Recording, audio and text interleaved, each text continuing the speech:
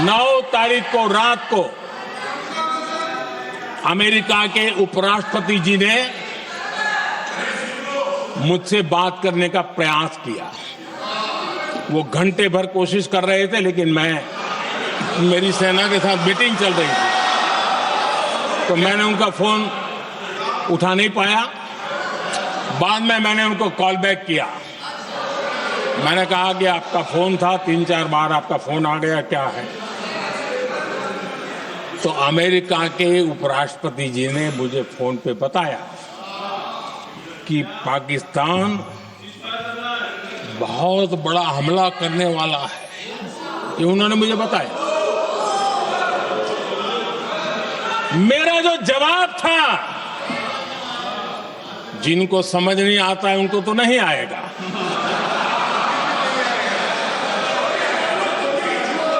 मेरा जवाब था अगर पाकिस्तान का ये इरादा है तो उसे बहुत महंगा पड़ेगा। ये मैंने अमेरिका के उपराष्ट्रपति को कहा।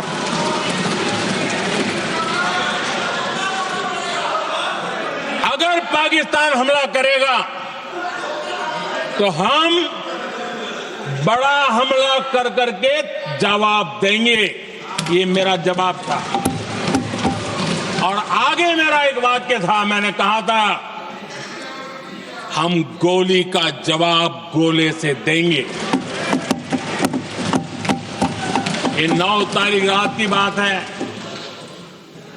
और 9 रात में और 10 सुबह हमने पाकिस्तान को सैन्य शक्ति को तहस नहस कर दिया था। और यही हमारा जवाब था, यही हमारा जज्बा था।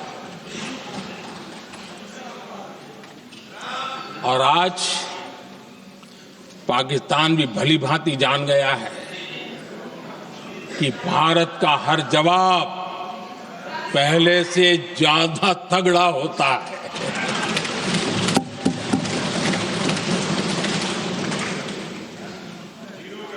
उसे यह भी पता है कि अगर भविष्य में नौबत आई तो भारत आगे कुछ भी कर सकता है। और इसलिए मैं फिर से लोकतंत्र के इस मंदिर में दोहराना चाहता हूं, ऑपरेशन सिंदूर जारी है।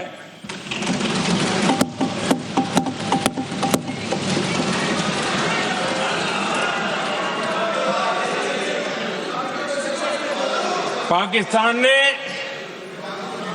दुस्साहस की अगर कल्पना की तो उसे करारा जवाब दिया जाएगा।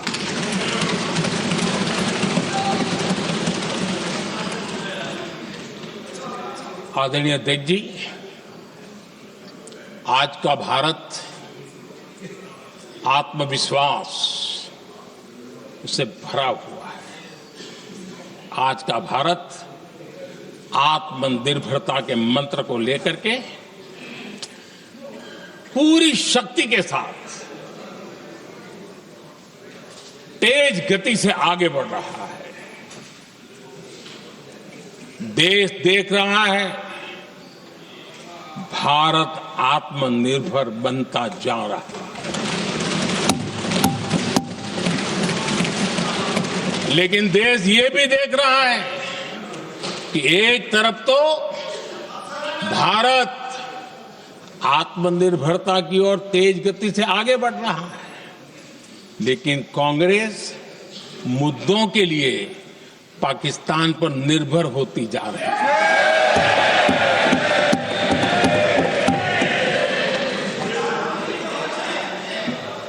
मैं आज पूरा दिन देख रहा था, जो 16 घंटे से जो चर्चा चल रही है, दुर्भाग्य से।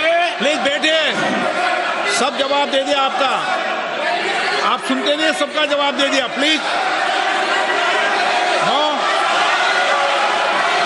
दुर्भाग्य से सुनिए जवाब।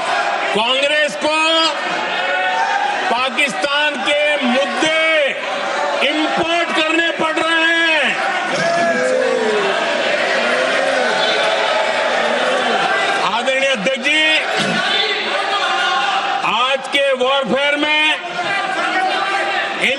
इन्फॉर्मेशन और नैरेटिव्स की प्लीज बैठिए। बहुत बड़ी भूमिका है।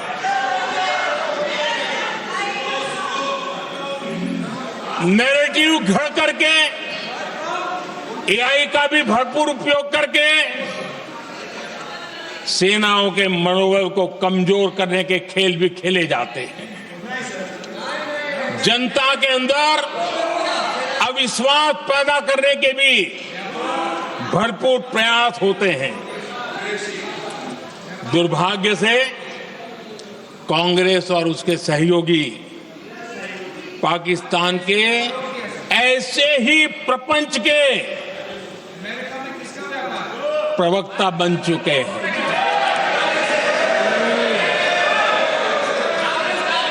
आदरणीय अध्यक्ष जी, देश की सेना ने आदरणीय अध्यक्ष जी, ये तरीका है देश आपका? की सेना ने बैठिए बैठिए। देश की नहीं, सेना ने सुनते नहीं। सर्जिकल स्ट्राइक की। बैठिए।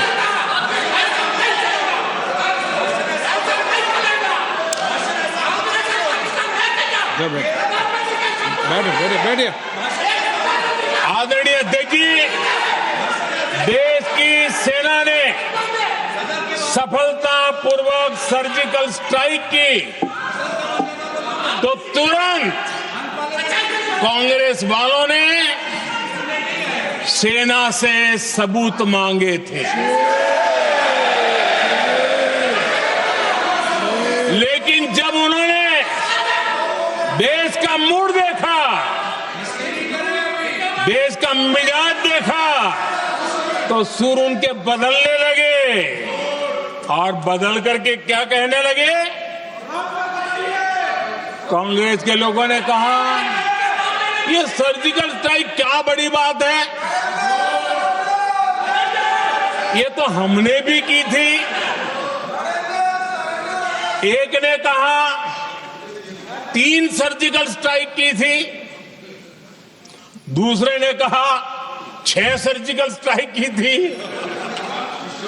तीसरे ने कहा 15 सर्जिकल स्ट्राइक की थी।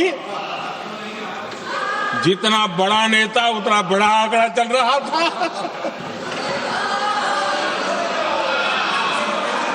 आदरणीय अध्यक्ष जी, इसके बाद